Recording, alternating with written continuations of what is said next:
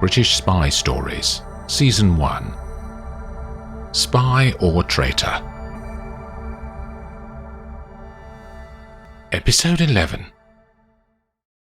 Zurich Airport glints jewel-like as Catherine's plane hits the tarmac and the reverse thrusters power up to bring the craft to a walking pace for the approach to the gate. She guides her Jaguar out of the car park and onto her flat in the centre of the city.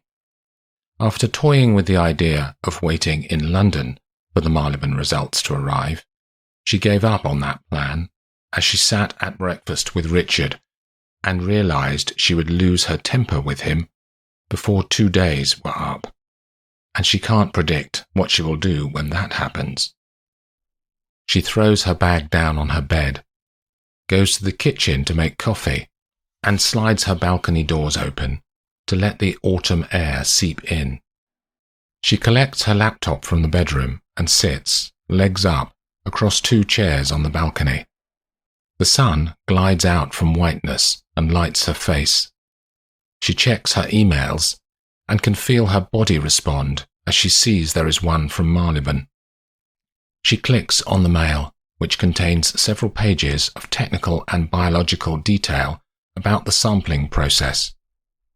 But it is the last paragraph that yields the information that she needs, the genetic ID of the sample.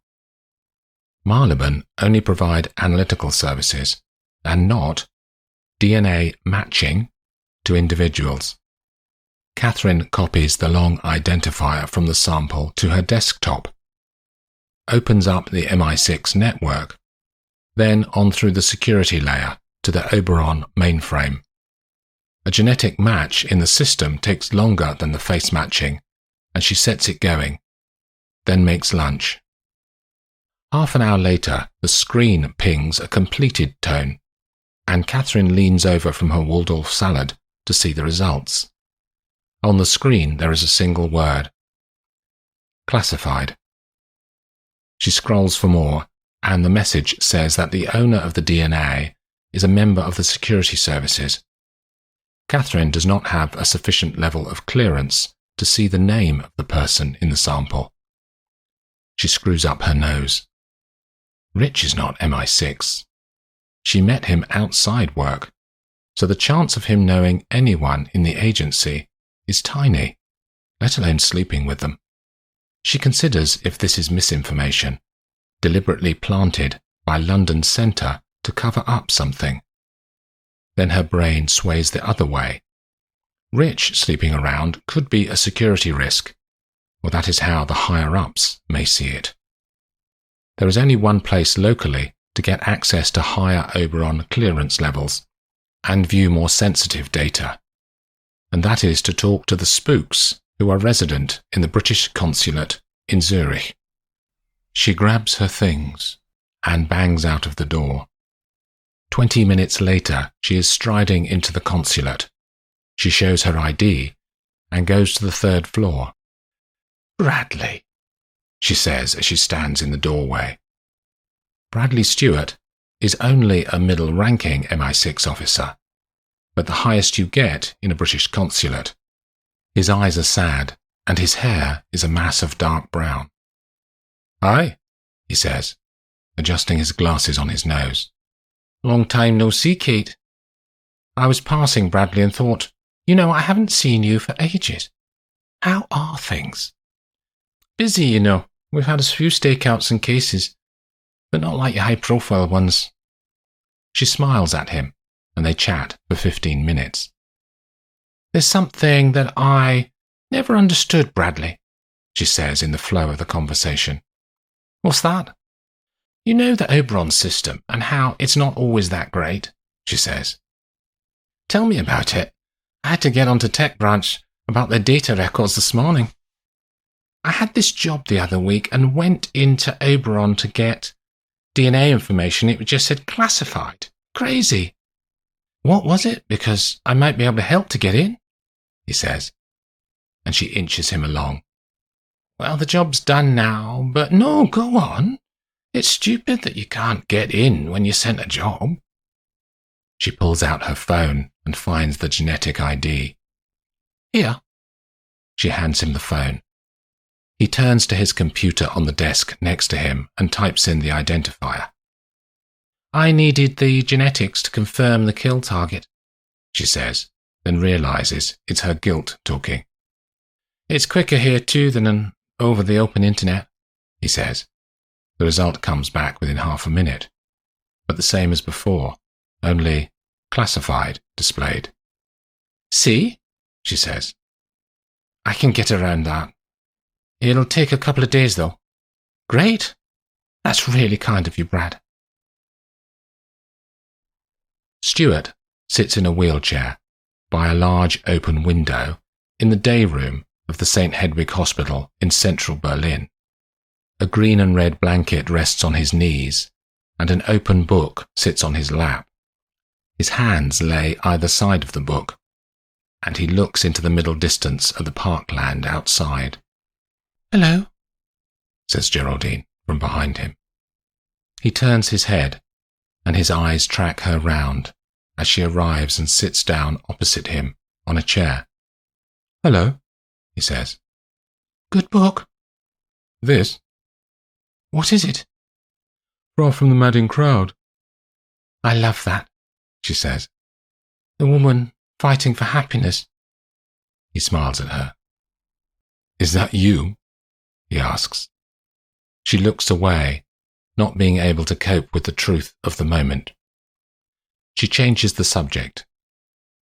"I spoke to the chief." "Murphy?" "Yes. He asked to see me. Well, at first I went to see him." "What about?" says Stuart. "You." "What about me?" "Remember I said I thought they weren't doing enough after you'd been attacked?" she says. "What did they say?" "He asked to see me again. And they have a plan for us." "For us?" says Stuart. "Yes. They want us to help out." She waits for his reaction before fully committing to a smile. Then it drifts away. "What do you mean?" "They want us to be a document drop point and pose as a couple and live in a flat." "Why?" "Let me tell you the whole plan," she says, and relates the mistaken identity story that Murphy had briefed her on, and how the Berlin criminal fraternity think he is a field agent who witnessed the murder. "That same gang is planning various activities over the next few weeks," says Geraldine. "But the spooks had someone on the inside, and they found a weak link, a young man whose brother was killed, and now wants out. He is willing to provide information to us about the gang's activities, but they need a way for him to drop his information without the gang knowing. So the drop can't be some hole in the wall or station locker, like they normally use. Murphy suggested that we take in the information from him." No words come from Stuart's mouth, although plenty flood his head. This is a side of Geraldine that he had never imagined. Quiet little Geraldine. "What do you think?" she says, searching his face for anything. "Is it dangerous?" "No, it's just waiting for this chap to turn up." "What did you say to Murphy?" "I said I'd talk to you. It's a way to help, and it's exciting, isn't it?" Her eyes widen, but his don't. For an hour they talk about the plan, minute by minute, inch by inch, sentence by sentence. Geraldine moves his view from a definite no to a maybe. She talks about the good they will be doing, that it won't be for long, and how she feels safe with him near her. A nurse approaches and tells them that visiting time is over. Geraldine gets up and stands over him. "I'll come back tomorrow and see how you are," she almost whispers. They say their goodbyes, and he sees a smile in her eyes. She turns and walks away, and Stuart watches her go until she disappears through the swing doors at the far end of the corridor. The windows are open, and the sea breeze plays between the outside and the inside. Gabrielle sits in her hotel room wearing a summer dress due to the warmth of the day.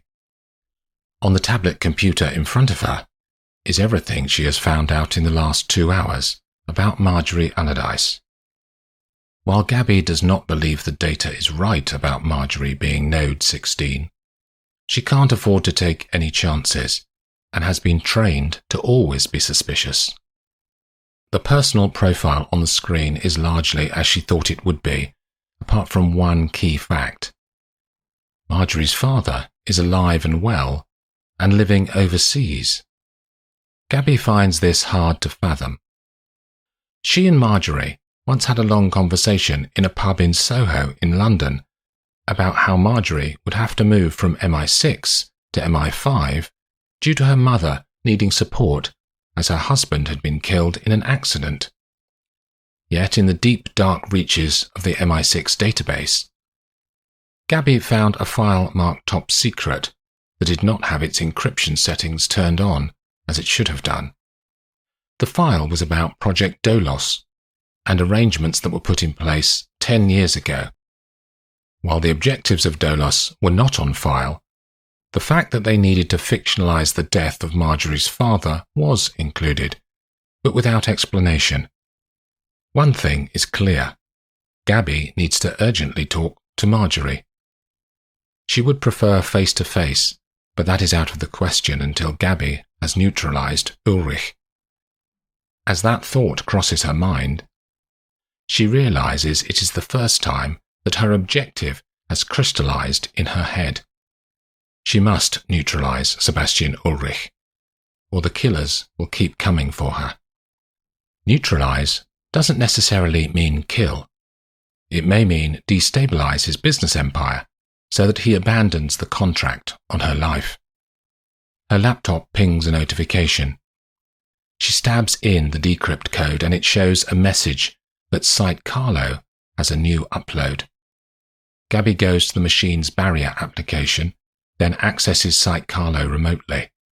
One message sits in the inbox from Hans, and she opens it. She reads from the screen. Gab, Riverside is asking to meet you at 12 noon on Thursday. Wants to talk to you about Stran Ra. There's a location using the MI6 unique global grid system attached. Gabby translates the location so it can be read by civilian mapping software, and it shows the Alpina Hotel in Gstaad. She knows that Hans will not be sending her into a trap if he thinks there is a danger, but she doesn't know if he has been compromised. She checks the letter code that she and Hans set up for their messages. Based on where certain character combinations sit in the message, she counts along, records the letters, then uses a grid decoder to verify. She applies the rules, and the count is 17, one of the secure numbers that tells her Hans is not setting a trap, as far as he is aware. She knows she cannot resist the invitation, and decides to travel up the next day to scout the area before the meeting. Her push to solve the mole problem may be sending her into what could be all above board, or another test of her nerves and fight. But that's the job.